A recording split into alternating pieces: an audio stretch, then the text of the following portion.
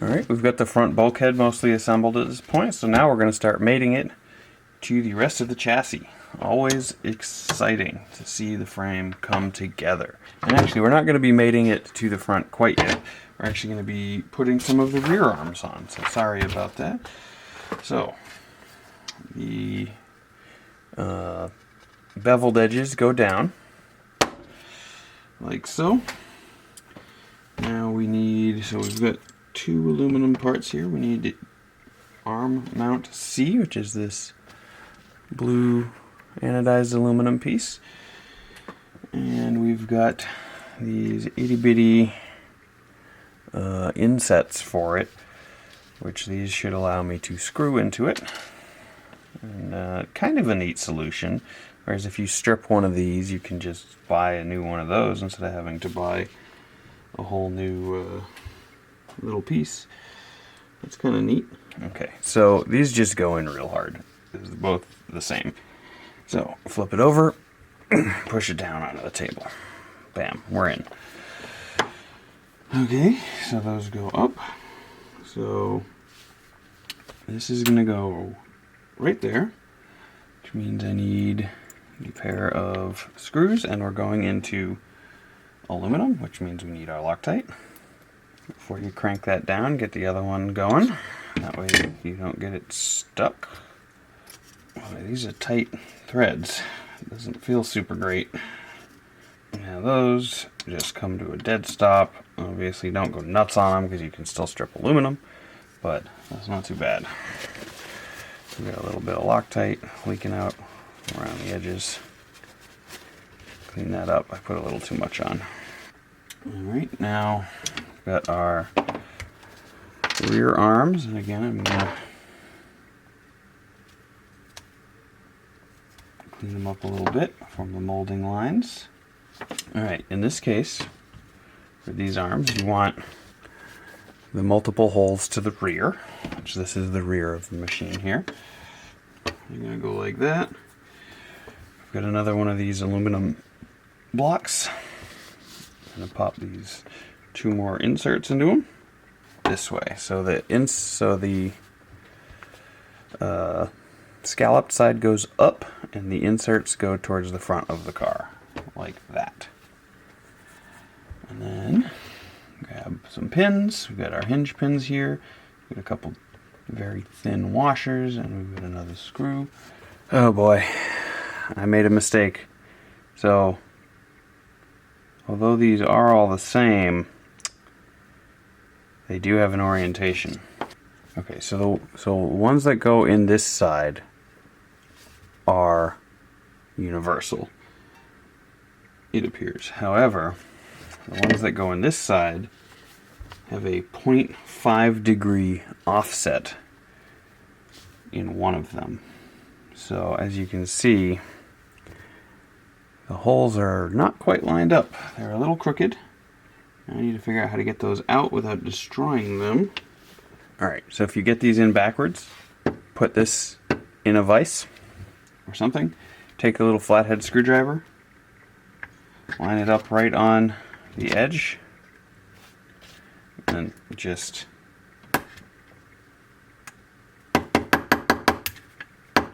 well, I don't have it in my vise hard enough. Alright, so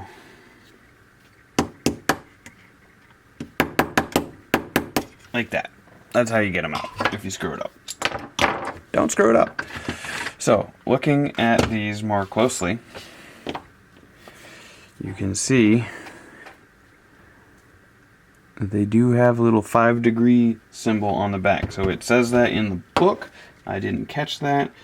So the 5 degree symbol, when you install, the little dot should be to the outside. Little dot should be to the outside. So that would have been a thing that would have been really hard to figure out why my tuning wasn't right. So now they're equal. So that's how we want them. Alright. I still haven't found what to do with these two washers. They don't appear anywhere in this, unless it's on the next page, but it does not appear to be. Sometimes you want to shim something like this, but I don't understand why we would need to do it in this situation.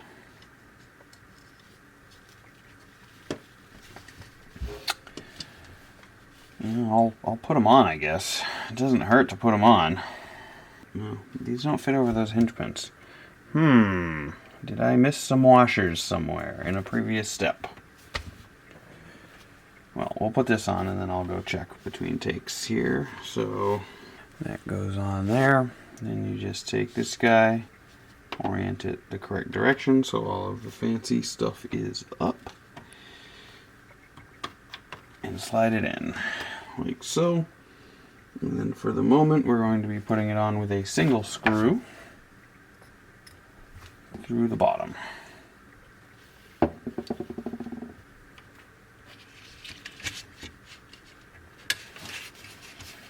Which may prove a little more difficult.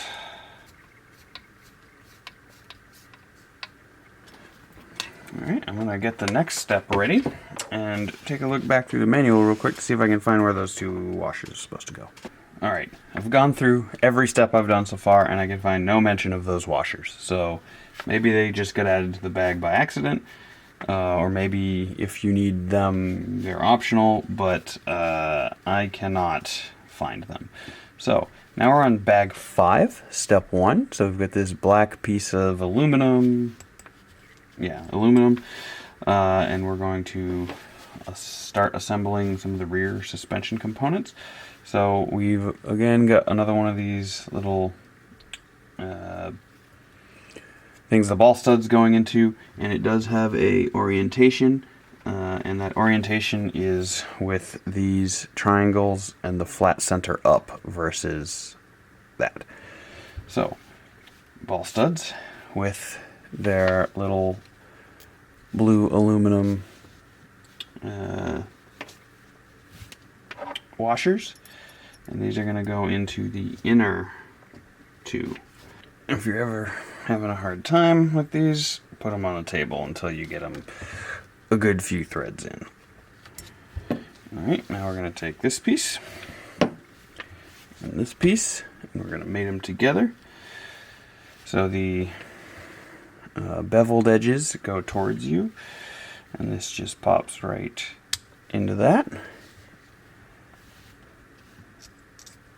And 3x12s here per the manual. Done. Alright, so now we bring our chassis back.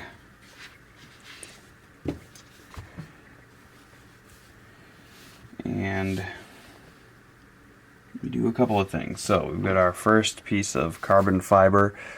Look at that. That is just an absolutely beautiful piece of carbon fiber. Super strong, super light, really cool. So we're going to attach this to this piece first. So there are, you basically can't mount this thing wrong because there's 3 holes and 3 holes that like line up completely. You just got to make sure you hit the right hole, which it looks like it wants us to go into the outer one for the moment.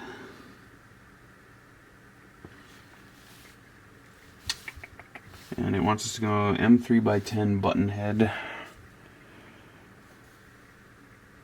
which is that guy.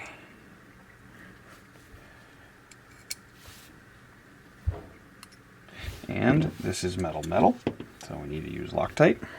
Okay, now we're going to the M3x22s, so these are going to be these really long guys again, just like the front. And these are shock adjusting locations. I'm actually going to go to the outside edge. I want my shocks vertical, so I'm going to do that.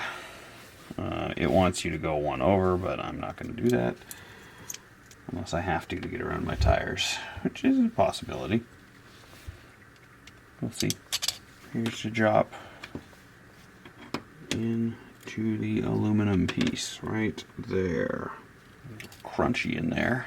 Some machine shavings or something from the milling process.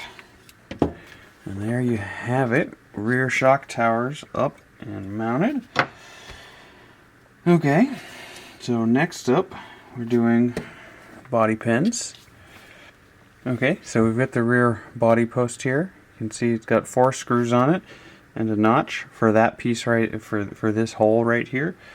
So we're gonna start off with, and you go in from both sides here. So shorter of the two are gonna go in from the front here into the aluminum. It should go through that guy and into there. Okay, and see, this is why you always go one side to the other, because now the left side is too tight and caught. So I gotta wiggle it down. There we go, now we're flush. Alright, so we've got 2 in from that side. Now we take the longer 2 and we go in from the back side. Or the inside, however you want to think about it. And actually those pieces, I thought the upper hole was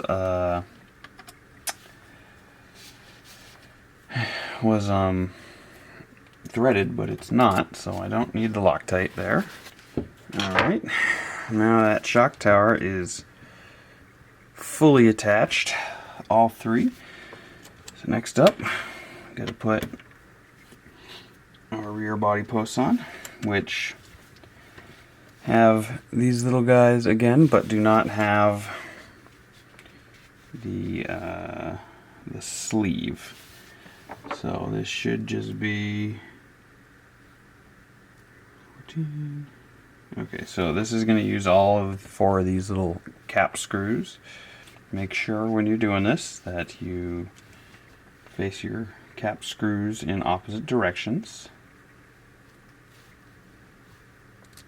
so they're easily tweakable without having to take the rest of the posts off.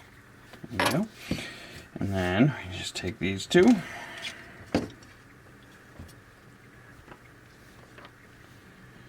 And we're going to slot them in.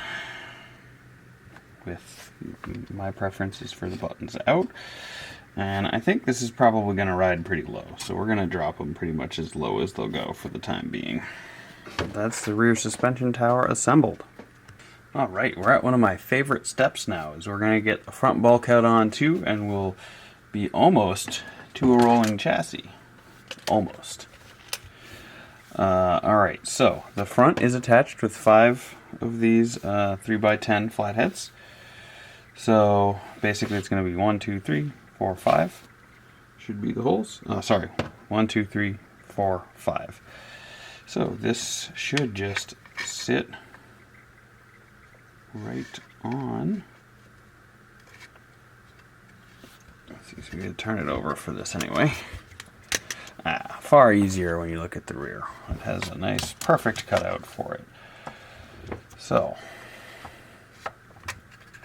that just slots right in. This is going into plastic, so there's no need for any Loctite. And I'm going to start by putting these rear 2 and the front one in first. Alright, there we have it. All the bulkheads are on. There's our total length. It's a nice long 10th scale, that's for sure. Alright, so we're going to work backwards, so we need to put some of these aluminum standoffs on. Alright, next up we have to put the center bulkhead in. This is aluminum, so we're going to need Loctite. And there's only one place this can go. It's got 3 holes on the bottom. There's 3 holes right here. Don't do those 2. They're the same width, but you'd miss the center hole. And you need the scalloped edge facing the rear of the car. So we'll put these in.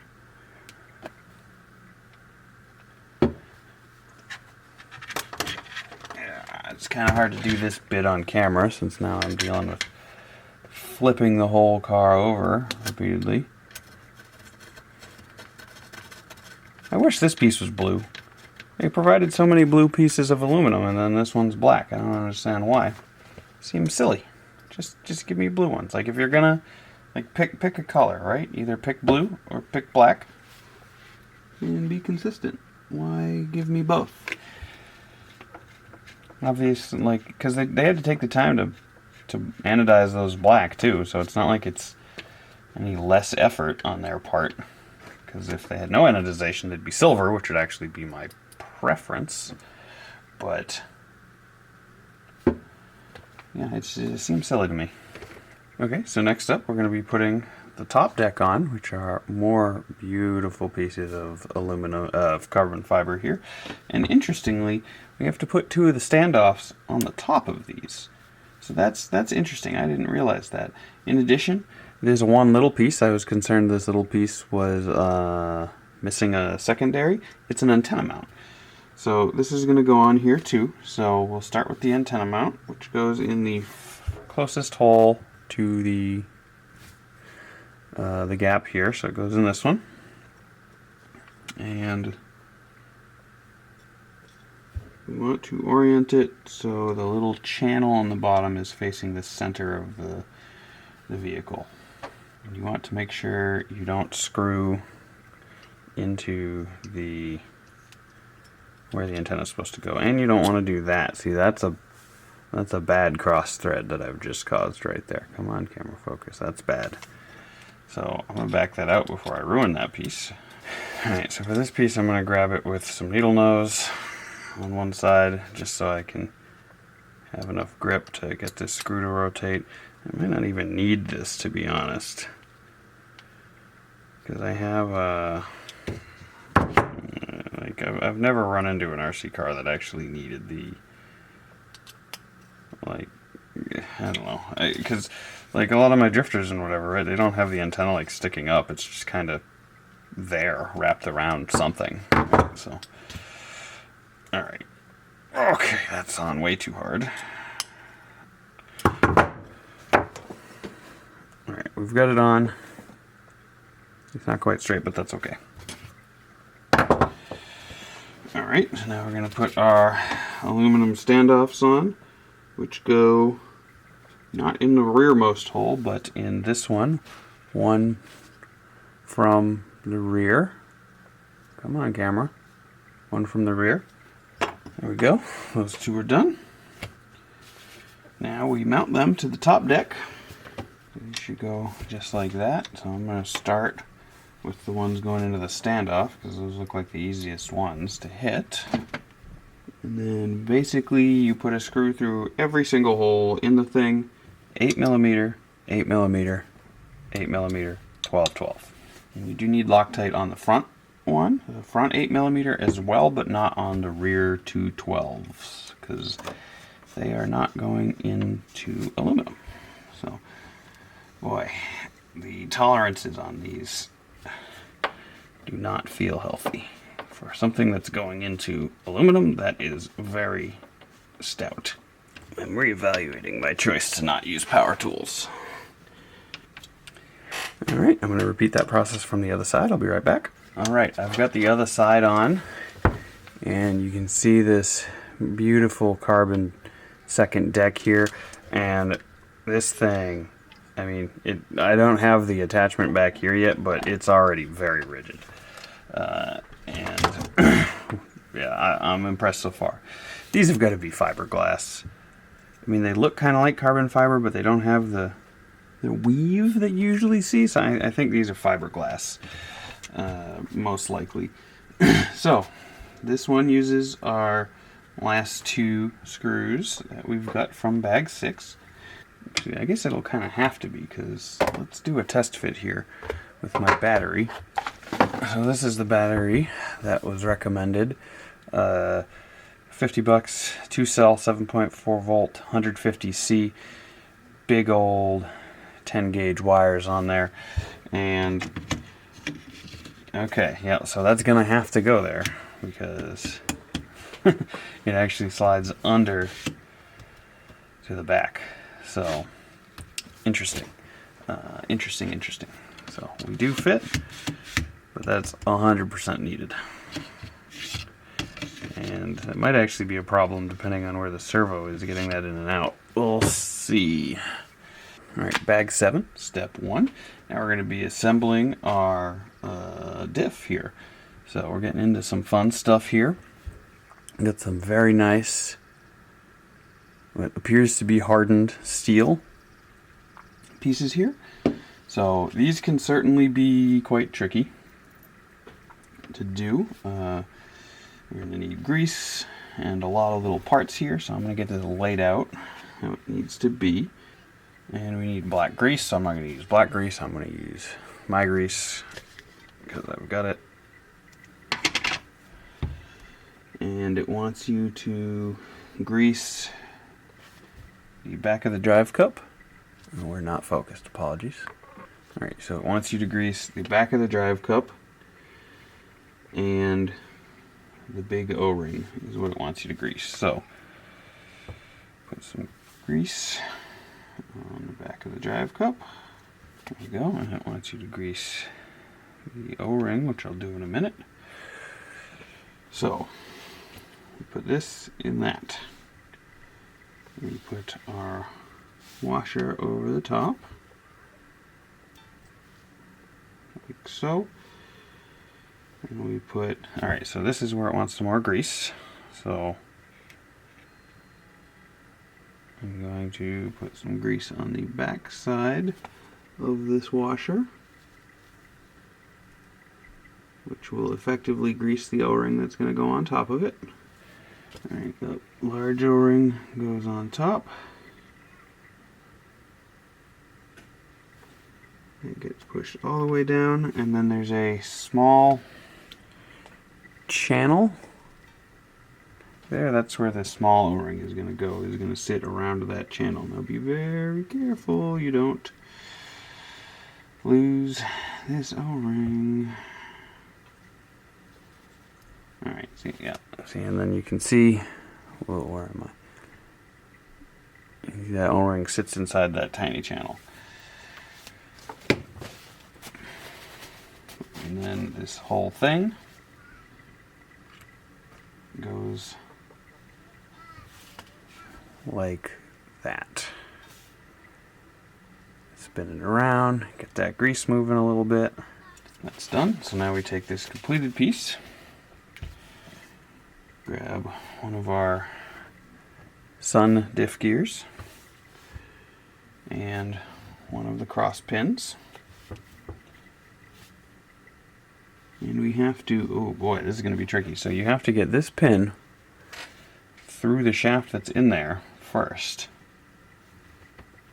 This is going to take some tweezers.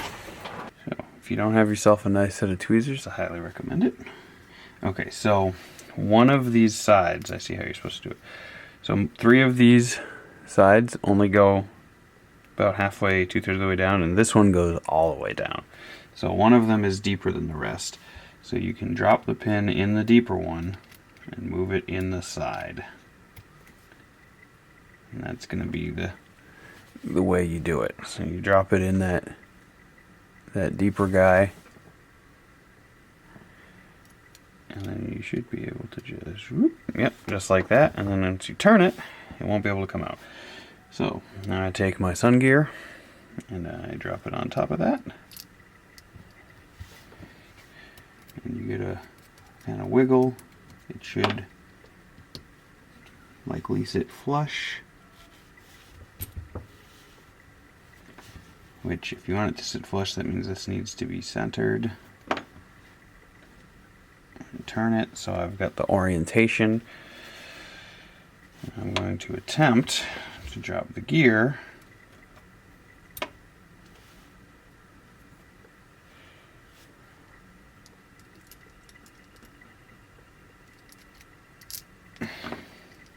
There we go.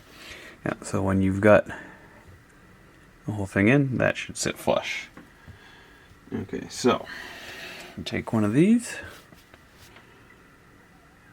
We put this in this way, so the triangles, you know, face each other, like so.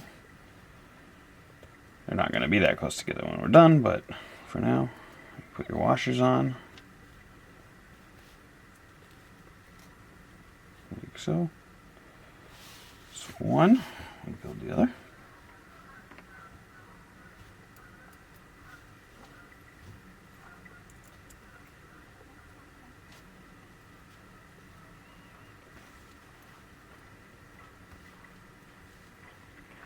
There we go, like that.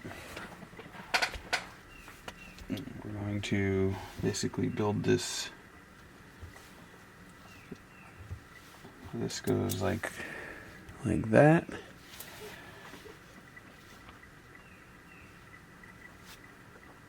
So put our bearing down. Put our, just like the other side, basically. Alright, sorry about that. Camera batteries died. So we're just assembling in the opposite order. So we've got our grease on our ball cup. Drop our washer on. Grease the washer. Alright, now this is over the top. We've got a cross pin, just like the other side. Except it's a hell of a lot easier to put in than the other sides. Assuming I use a pair of tweezers and not my fingers like a big dumb idiot. There we go. Getting covered in grease repeatedly. Always fun. Alright, we're going to drop our other planetary gear over the top here. Bag 7, step 3. So we've got gear diff gasket right here. We've got our 4 M2 screws, which these are going into metal, and these are probably the most critical ones to make sure you've got Loctite on. And we need our diff fluid. So in this case, it tells us the proper amount of diff fluid we need. This is the diff fluid. So, and it wants us basically to fill the diff fluid to the top of the bars, the cross bars that are holding everything together. So we're going to attempt to do this. Now I'm not sure what weight this is. I do have some 50,000 coming at some point, but we'll start with the stock and we will see how long this takes to flow anywhere. This is super duper slow. I'll give it some help with my tweezers, I guess. No, I don't want to get the tweezers wet. Let's give it help with another one of my little hooks. Wow, that is thick as molasses. I mean, that's as thick as the grease I'm putting in, if not more. Boy, I don't know how you're supposed to pour this. It shows you pouring it. Oh, this is 500K. Okay, that's actually what I've got ordered for spare too. So, all right, this is going to be a 2 tweezer job. I don't know how the fill level is going to work here because this would take like a million years to actually like set down in. So we're going to put some in and hope it's the right amount. Okay. Great depiction of how to put the diff fluid in by them, because I just, boy, there's like no way. Okay, I can't really spin the gears yet with it not sealed, so I'm gonna, I feel like that's too much. I'm gonna take some out. Well, it's packed in the top. Alright, so I've got the fluid in there as best I can. It looks a little high, but I don't think it's worked its way down yet. So we're gonna put our gasket on next. And we're gonna put our, oh god, right, that piece falls apart. How do I do this? We're gonna lever the focus. Okay, they're together. Now I need a screw. We're gonna lock. Right, Alright, sorry about that, I got interrupted. I've got 2 of the screws in, so the manual doesn't call for Loctite here.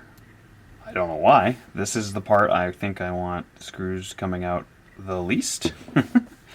Of all the screws in this thing to come undone under power, this is probably the one I would want to come undone the absolute least. So I'm snugging them. I'm not going tight yet. This is one I want to do in a crisscross pattern. We've got our diff gasket in there. Before I crank them down, I'm going to test to make sure this works. Okay, yeah, that works. That is stiff. But it does work. Alright, so we're going to crank them down now.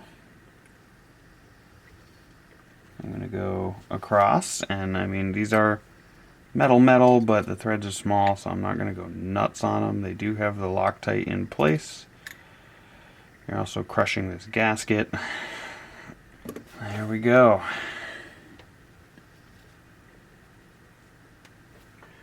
Cool. Alright, I'll set the next piece up. We're on a bag 8, step 1 here. Starting to put the trans together. So, this looks pretty straightforward so far. I'm going to pop bearings in both sides of this idler gear. There's a couple of these. They all appear to be identical. And we're going to slide the shaft in. Generally, it will need to be sticking out both sides slightly. There we go. And this keys onto that, like so. Now, get the transmission case, which comes in 2 halves. And you do need to make sure you get the right halves on the right side here. So this one with the hole leading out for the pinion and such appears to go towards you in the photo. All of these bearings are the same size, so we're going to drop a bunch of these bearings in. So these press fit into this location on either side. There. And there, deep in the holes. So this is basically going to sandwich together. So what we're going to do is this piece goes here, like so. This one's going to go here. This one's going to go here. And then the diff is going to go right there. But as I move along here, I'm going to add a bunch of grease. So it says to add a drop of grease. I'm going to add probably a bit more than what they would consider a drop. Just kind of coating each gear as I go. Sorry if you can't see, this part's a little tricky. So I'm going to lather this guy up with some grease too while it's out.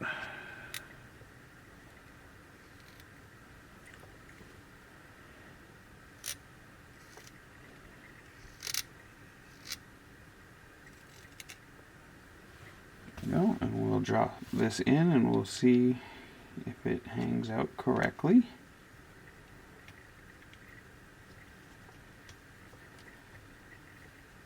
Now, sitting in there, it appears to be sitting far enough out.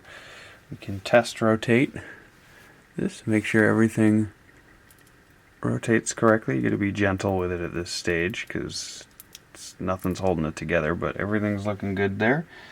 I've got a bit much on the grease in here, but we'll make it work. Rarely is too much grease a bad thing. It can be, but it's kind of rare. So this drops through, sandwiches together, like that, and then the screws go in from the back.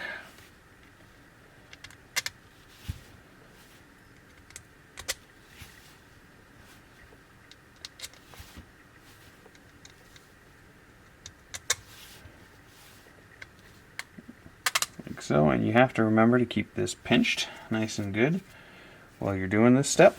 Basically, I'm getting all of them started to make sure we're all lined up properly. Alright, now we're just going to run them in.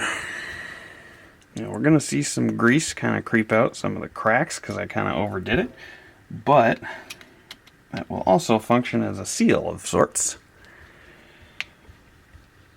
to try to keep stuff out. Alright, so we've got the trans together at this point.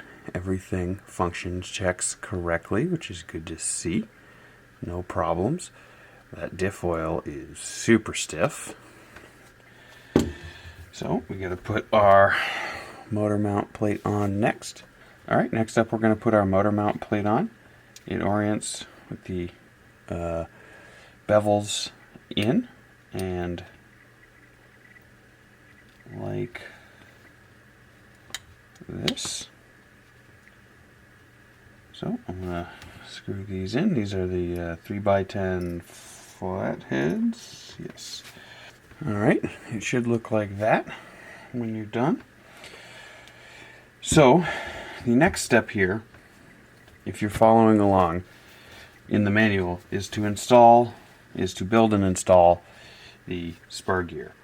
So if you look further in the manual, all the way in the back on page 20, they give you motor gearing tips. So the motor I'm running is a 3.5 turn motor, brushless. It's not a reedy, but that's okay.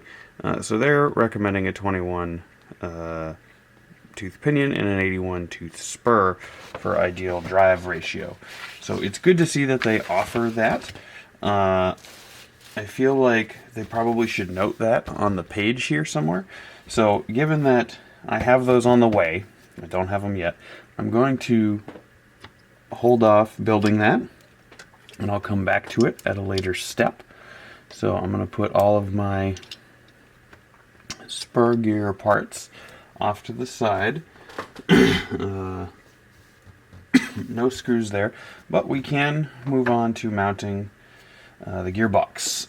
There should be no issue with mounting the gearbox without the pinion and spur installed. Those should be easily serviceable. Can't wait till I've got the suspension on so this stops being so droopy. Alright, next up we're going to do this black piece. This is the gearbox mount, and this manual is a little rough. So these, for the stock mounting location, supposed to go into the second hole also. So this appears to be universal. It doesn't appear to matter which way it goes in. The screw holes must go up because you wouldn't be able to get to them if they went down. So simply just holding the screw all the way into the shock tower while it catches like that. Now I can do the other one. They're both in now.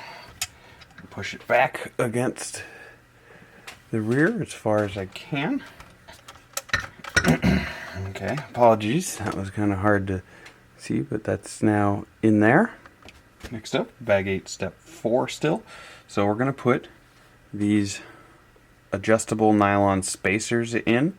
So you can use from 0 to 4 of these. There is an extra one in the extra parts bag if you want your gearbox to be very high. It says the stock is 9 millimeters, so that's 3 of them. So it's reflected in the manual. So we're going to go with that for now. So these do have a direction. They go together. As you can see, the top has a little cuff and the underside has a little lip. So they stack like that. So even with no screws, they don't really move. So, and then the rounded edge goes towards the front of the machine. So I'm going to slot those 3 in. And according to the manual, it does say that lower would result in a basically using less would be better for low traction surfaces. I'm not entirely sure why. My only thought would be that with the gearbox higher, when you slam on the throttle, more weight throws backwards. It also says your drive shaft angles are affected in the back here on page 20. I'll stick with the standard for now, and if I don't like it, I can add or remove later. So we've got those on. We need M3 by 18s flatheads. So if you're doing anything but these 3 spacers, make sure you use the right screws. The screws are, which screws you need for which spacers are listed on the Bag 8 optional gearbox part of the manual. And you definitely want to make sure you use the right one.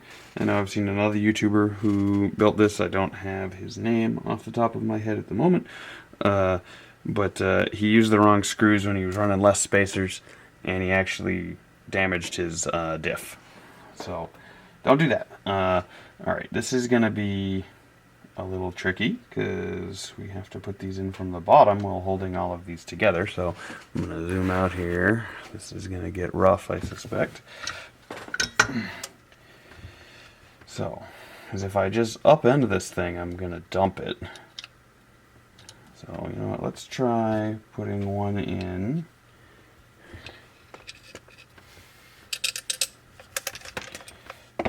And using the one to hold everything together. So as you can see, I just knocked all my spacers out. Wonderful.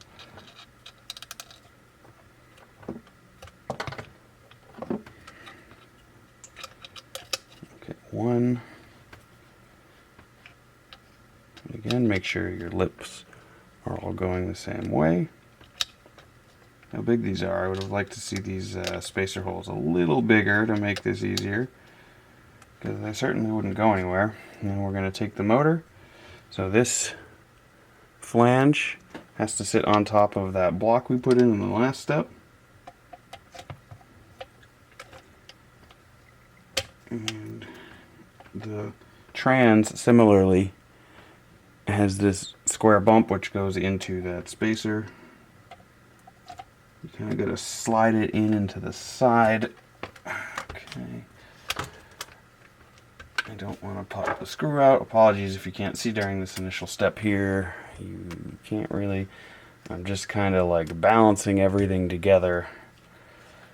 This might be easier with 2 people if you've got a second person willing to give you a hand with this. Then don't tighten that all the way down until you've got at least 2 in. So that one's on. Roughly. So I can see immediately that my screws are now a little out of whack. So, or that the spacer holes. Okay, there we go. So gravity will move them. The question is, did they all move in unison? And I don't know.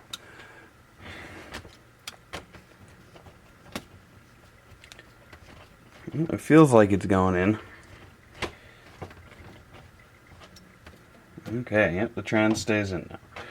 Slot these little 2 in. Also, I did confirm between one of the last clips and this one, this chassis is fiberglass. It is straight fiberglass. From what I can tell, it's listed on the website as fiberglass. It doesn't say it's a plastic fiberglass composite. It appears to be pure fiberglass, which is much stronger than plastics and aluminum as far as rigidity is concerned. However, it is much more fragile than most of the other options that are out there for chassis. Like carbon fiber, right, super strong, super light, super rigid, but it's expensive as hell.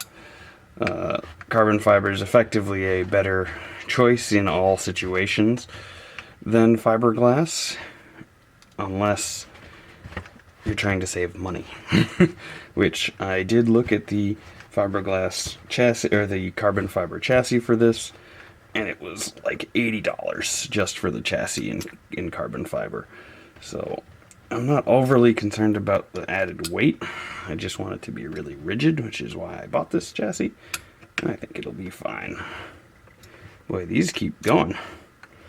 We are going into nylon, remember, so don't go too far, but All right.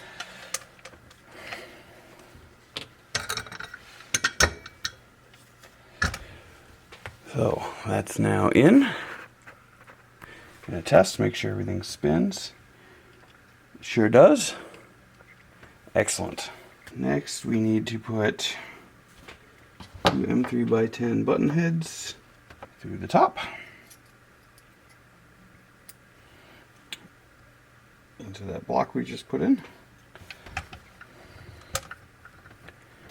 Okay, so tip with this piece, these two screws don't quite line up with the two underneath until you pinch. So when you pinch the trans to the rear shock tower, they close the gap. So these two are definitely very structurally important. Okay.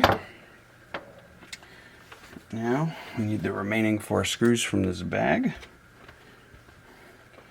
We take our center block that has fallen off. We want the second piece. And we take this little piece of carbon fiber and we're going to bridge that gap between the two. Supposedly. Which that seems way too wide. Am I doing this wrong? I sure am. Okay, so I'll put some text over the previous spot. So this does not go on this side, this goes on this side.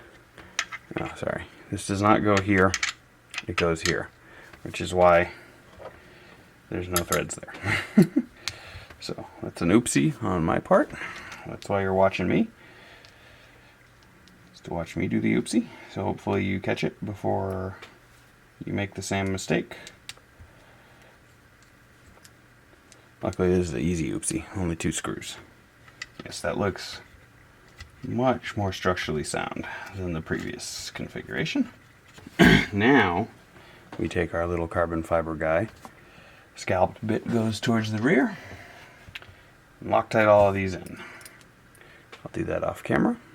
Okay, so I want to talk about this chassis rigidity for a minute here. So very interestingly, right, the carbon fiber double deck ends here. But your power plant's back here. So the only place you're getting rigidity from that second deck from is from this tiny piece of carbon fiber connecting your trans to your this aluminum center bulkhead, and this is aluminum also. So there is the second layer there, and it's theoretically transferring any torque down into the body, but that's an awful small bridge to really be helping there. I would like to see, I think they should have included an aluminum trans here. Because this whole kit's thing, and I know they make them, but this whole kit's thing is that it's rigid with its second deck, and you're going into, plastic from the trans. So it's kind of weird to me. I think that either these should have extended back somewhere, which obviously the motor's going to be there, so that would be hard, or this needs to be aluminum straight back to the rear. But that's just me. Next up, we're doing the drive shafts, CBA couplers.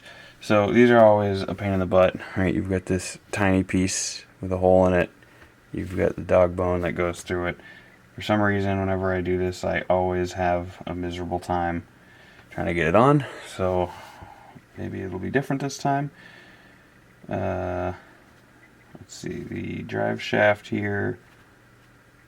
All of them look to be identical. So we will slide that through, drop it instantly as is tradition. I just default to tweezers with pins like this. Oh, sorry, this needs grease. So I skipped a step. So to make it worse, it needs grease. So stick some grease in here. Rub it around.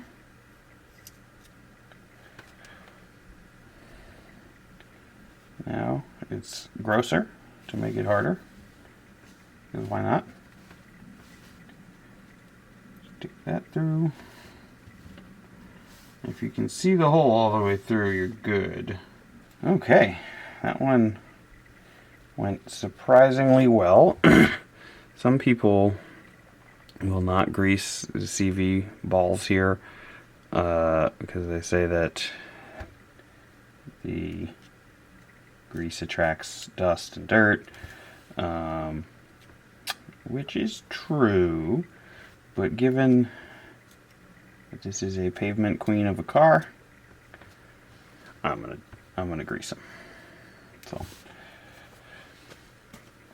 all right. So that's to this stage. Don't let it go. Now we've got two of these. They are right and left, so this is the right. Doesn't matter. So I'm building the right one first here. We've got two different size bearings, so we're gonna press fit these bearings in, which I should have done before I was holding this. I didn't have to do everything one-handed. And then this wants this to go in here. And once that's in, the bearing holds the pin in. So that one is, you know, we're gonna keep moving on. I'm gonna do the other one off camera, but there's a ball joint that needs to go on. So definitely, or a ball stud, definitely put the ball stud on first. So it wants it into the center hole.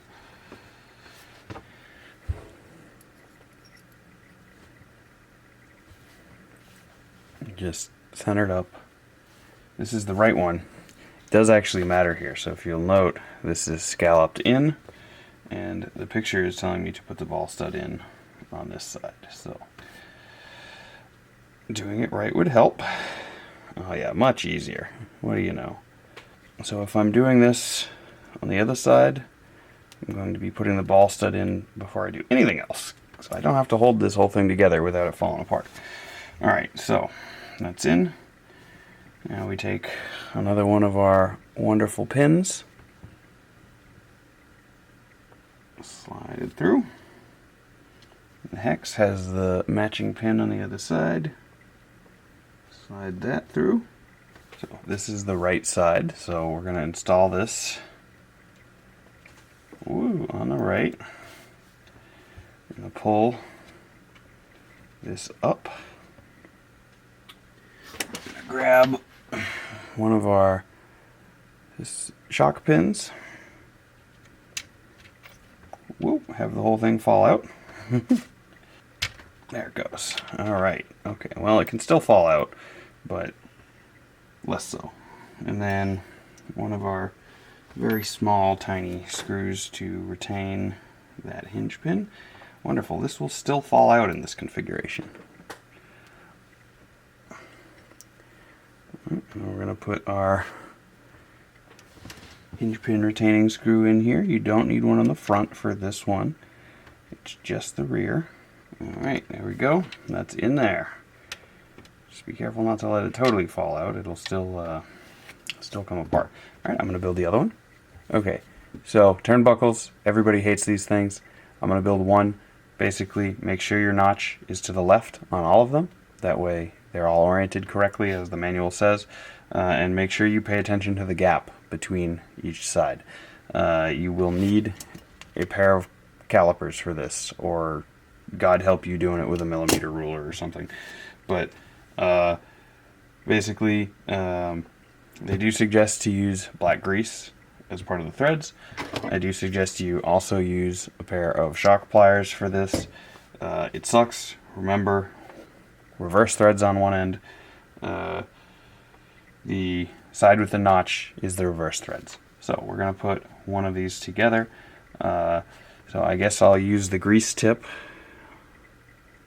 I don't usually use the grease tip, but so you don't need a lot. You know, I'm just using a little bit. All of the ends are the same. All the rods are the same in this part of the kit. What I like to do, okay, this is the left one, so this is the reverse thread. If you can get them going by hand, I prefer to do that. I think we're going, we appear to be. Okay, so that's pretty much as far as I can go by hand. So what I'm going to do is I'm going to grab my pliers, I'm going to squeeze the center bit. I'm going to try to be as straight up and down as I can, and then I'm going to take one of these guys and I'm going to, see, so this is, whoa. You could use regular needle nose, I suppose, for this also. Might actually work better. So this is left-hand thread, so this I should just be able to stick through here and spin this way. Just be careful. Okay, that was wrong. It needs to go the other way. Okay, so that one is right-hand threads. Orient the notch to the left throughout the car. Okay, so you're going to build them all that way. It doesn't really matter which way you build them. And then you orient the notch left everywhere you put it in the car. So that helps. So I'm doing bag 10 step 1 here. So this needs to be 23 millimeters. Basically turnbuckle to turnbuckle. Or the cap to the cap. So it looks, based on the picture, like you need to go to the end of the threads. Okay, this is not working well. And I am squeezing these with all of my might right now. Alright, that's pretty far in. So that one's all the way in. I'm going to do the other side. Grease it a little bit.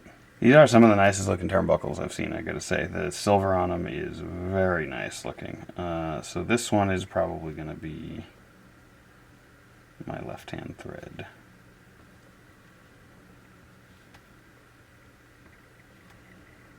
Okay, so your left-hand thread on these is the opposite of the notch. Alright, I've got all of these assembled. Pretty straightforward, it just takes a while. So it does say to orient the notch to the left throughout the entire car, so I'm going to do that. And I'm just going to go through and pop them all on. Alright, sorry about the jump there. My camera battery died and I was finishing up for the evening. All I did after the camera battery died was pop these turnbuckles on. Just make sure that the little notch on all of them is oriented left, as it says in the manual, and ensure that you put the right ones on the right spot. There's 3 pairs of them, each one very specific length that you set earlier. Make sure you put them in the right spot so your settings will be all out of whack. So, next up, we're going to be moving to building the shock towers.